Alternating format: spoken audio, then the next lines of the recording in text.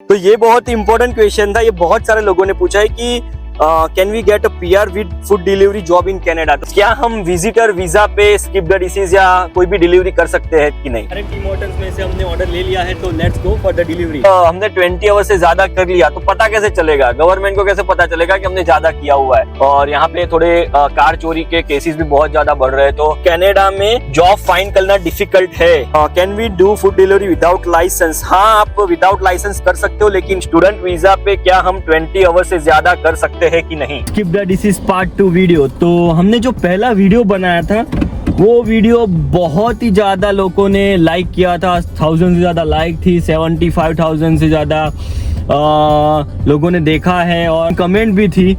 तो वो वीडियो में लोगों ने बहुत सारे क्वेश्चन पूछे, जो हर एक के मैं एक पर्सनल आंसर नहीं दे पाता हूँ। तो मैंने सोचा एक और स्किप द डिसीज की जाए, फूड डिलीवरी की जाए, और साथ साथ में आपके हर एक क्वेश्चन के आंसर भी उसमें दूंगा, तो आपको भी पता चले कि क्या क्या से लोगों ने क्वेश्चन पूछे थे और क्या क्वेश्चन आपके भी रिलेटेड है, तो उसके क्या आंसर हो सकते हैं। तो let's go for the food delivery. हमने ऐप हमारी चालू कर दी है, बस डिलीवरी आने का वेट कर रहे हैं। जैसे ही डिलीवरी आएगी हम पहली डिलीवरी करने जाएंगे।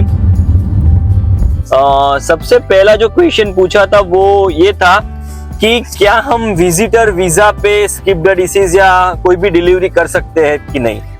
तो उसका सीधा और सिंपल सा आंसर है नहीं। आप अगर विजिटर वीजा पे हो तो आप ये फूड डिलीवरी नहीं कर सकते, वो अनलीगल है, क्योंकि आप यहाँ पे विजिट करने के लिए आए हो, ना कि आप यहाँ पे जॉब करने के लिए। तो कनाडा में विजिटर वीजा पे आप फूड डिलीवरी नहीं कर सकते।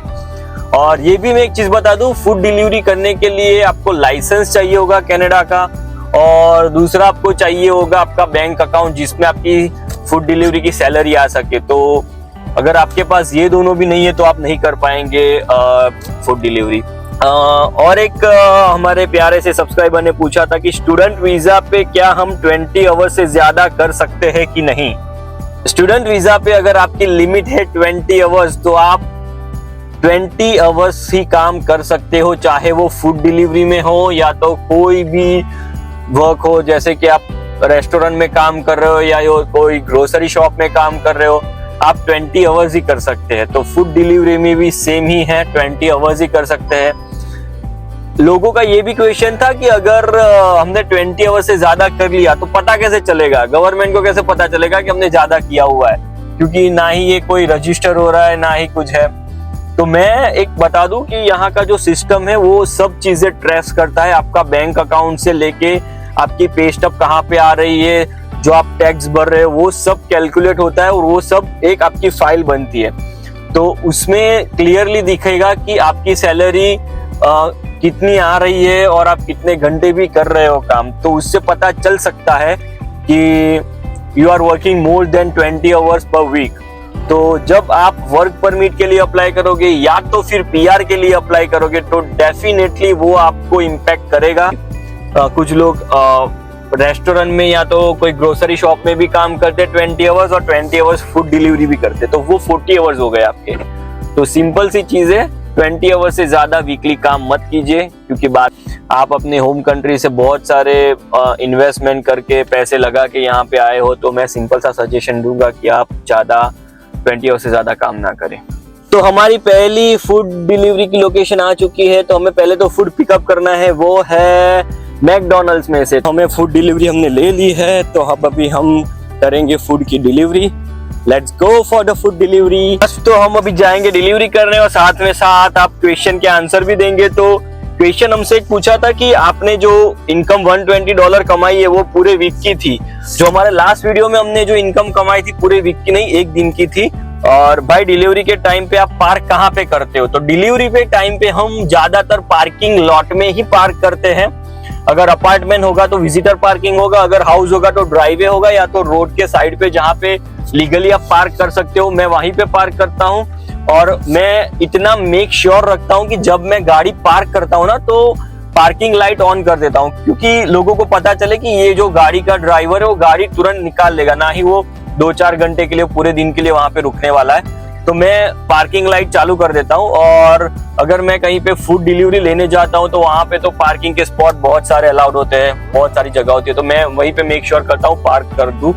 और यहाँ पे थोड़े कार चोरी के केसेस भी बहुत ज्यादा बढ़ रहे हैं, तो दो चीजें आप ध्यान में रख दीजिए। जब भी आप फूड डिलीवरी लेने जाओ या तो देने जाओ, जल्दबाजी ना करो, अच्छे से कार को लॉक करके बाद में ही जाओ। और दूसरी चीज कि अगर कोई आपकी कार लेने की कोशिश करता है तो उससे उलझना नहीं है। कार का इंश्योरेंस है, आप इंश्योरेंस से कार तो आपको मिल जाएगी, लेकिन अगर आप उससे उलझोगे, लड़ाई करने जाओगे, तो आपको आपकी जान से भी हाथ धोनी पड़ सकती है। एक और क्वेश्चन हमारे सब्सक्राइबर ने पूछा है कि भाई मैंने सुना है कि कनाडा में जॉब फाइंड करना डिफिकल्ट है, तो हाँ ये बात सच है। कनाडा में नाउअडेज जॉब फाइंड करना बहुत ही मुश्किल काम है। एक तो रिसेशन का टाइम भी चल रहा है, और दूसरी चीज ये है कि बहुत सारे स्टूडेंट्स एक ही जो मेजर सिटी है ब्रैम्पटन मिसिसागा में आ गए हैं, तो really it's very hard to find a job, but there is so many alternate options you can do. ये भी एक क्वेश्चन था जो बहुत सारे लोगों ने पूछा है कि रजिस्टर डिलीवरी के लिए रजिस्टर ऑनलाइन कैसे करते हैं, और हम जब ऑनलाइन रजिस्टर करने जाते हैं तो जोन अनअवेलेबल दिखाता है, तो क्या तरीका है? तो वो तो सिंपल सा है, आप स्किप द डिसीज या उबर की वेबसाइट पे जाइए डिलीवरी की, वहां पे जो डिटेल पूछेंगे, गाड़ी की डिटेल, आपका लाइसेंस, वो सब रजिस्टर कीजिए। आपको उसकी डिलीवरी की बैग भी है तो आपको फोटो डाल के दिखानी पड़ेगी, या तो आपको फिर उसको खरीदना पड़ेगा, और वो तो बेसिक है। अगर आप फूड डिलीवरी के लिए जब रजिस्टर कर लेते हो तो आपको जोन सिलेक्ट करना है। जोन मतलब कौन से एरिया में आप करना चाहते हो, जैसे कि मिसिसागा, ब्रैम्पटन या तो कोई और जोन। तो डेफिनेटली बहुत बार आपको वो जोन अवेलेबल नहीं दिखाएगा, तो क्या करना है कि जो भी आपके एरिया के नजदीक वाला जोन अवेलेबल है वो जोन आप पहले सिलेक्ट कर लीजिए, और जैसे ही आप सिलेक्ट करोगे एटलीस्ट आप स्किप के लिए या उबर के लिए एलिजिबल तो हो जाओगे। तो एलिजिबल होने के बाद आप स्टार्ट कर दीजिए और फ्रीक्वेंटली जोन देखते रहिए। जैसे ही आपको अपना खुद के एरिया वाला जोन मिल जाए तो सोने पे सुहागा। तो अभी हमें ऑर्डर आ गया है आपके प्यारे टिम हॉर्टन्स में से, तो लेट्स गो टिम हॉर्टन्स, हम करेंगे ऑर्डर कलेक्ट। के प्यारे टिम हॉर्टन्स में से हमने ऑर्डर ले लिया है, तो let's go for the delivery. तो फूड की डिलीवरी नहीं आ रही है, तो साथ साथ में हम थोड़े क्वेश्चन आंसर भी मैंने जो लिखे वो कर ही लेते हैं, तो ये भी साथ में आपको पता चल जाएगा। तो एक क्वेश्चन था कि अगर आप बाइसिकल पे करोगे तो कॉस्ट एफिशिएंट ना होगा फूड डिलीवरी का, ना कि आप कार में करो। तो मैं इसका ये चीज बताना चाहूंगा कि अगर आप बाइसिकल से करोगे तो आप बहुत कम डिलीवरी कर पाओगे, 1 घंटे में 2 ही डिलीवरी होगी। जबकि आप कार में करोगे आप तो 1 घंटे में आपकी 3-4 से ज्यादा डिलीवरी हो सकती है। तो ये कॉस्ट एफिशिएंट तो हो सकता है, लेकिन आप इनकम उतनी कम गेन कर पाओगे।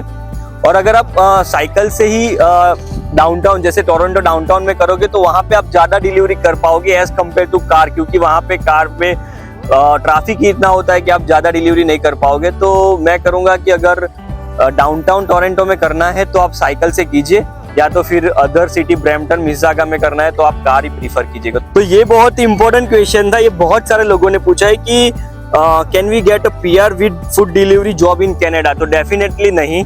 कनाडा में पीआर करने के लिए बहुत सारे क्राइटेरियाज होते हैं और बहुत सारी नॉक की जॉब होती है, जैसे कि नॉक ए, नॉक बी और नॉक सी। तो ये फूड डिलीवरी की जॉब वो कैटेगरी में नहीं आती है, तो फूड डिलीवरी से आप पीआर नहीं कर सकते।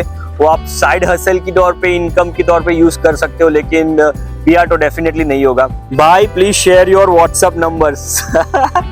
ये क्वेश्चन पूछा था हमारे सब्सक्राइबर ने, लेकिन मैं बताना चाहूंगा कि सॉरी मैं अपना नंबर तो नहीं दे पाऊंगा, वरना बस टेक्स्ट मैसेज की लाइन चालू हो जाएगी। बहुत सारे लोग मुझे इमिग्रेशन एजेंट समझते हैं, तो मैं वो नहीं हूँ। मैं सिर्फ ब्लॉगिंग करता हूँ और मैं वीडियोस बनाता हूँ कनाडा के बारे में। तो अगर आपको कुछ भी चीज चाहिए है तो मेरी चैनल को लाइक, सब्सक्राइब और फॉलो कीजिए। और एक क्वेश्चन पूछा है कि G2 से फूड डिलीवरी कर सकते हैं। डेफिनेटली आप G2 लाइसेंस से कर सकते हो। G लाइसेंस से अगर आपके पास तो आप फूड डिलीवरी नहीं कर पाओगे, लेकिन अगर आपके पास G2 है या G लाइसेंस है तो कनाडा में आप डेफिनेटली फूड डिलीवरी कर सकते हो। Can we do food delivery without licence? हाँ, आप विदाउट लाइसेंस कर सकते हो, लेकिन कार पे नहीं। आप बाइसिकल लेके या तो इलेक्ट्रिक बाइक होती है उस पे आप फूड डिलीवरी कर सकते हो, लेकिन अगर आपके पास लाइसेंस नहीं है तो कार तो वैसे भी आप नहीं चला पाओगे, तो फूड डिलीवरी का तो कोई चांस ही नहीं बनता कि आप कार से कर पाए। So thank you for watching our full video. इतना सारा लाइक करने के लिए और हमारी चैनल को सब्सक्राइब करने के लिए आपका धन्यवाद। ऐसे ही वीडियो आगे कनाडा के बारे में आते रहेंगे, तो please watch our video and subscribe right now. Let's go.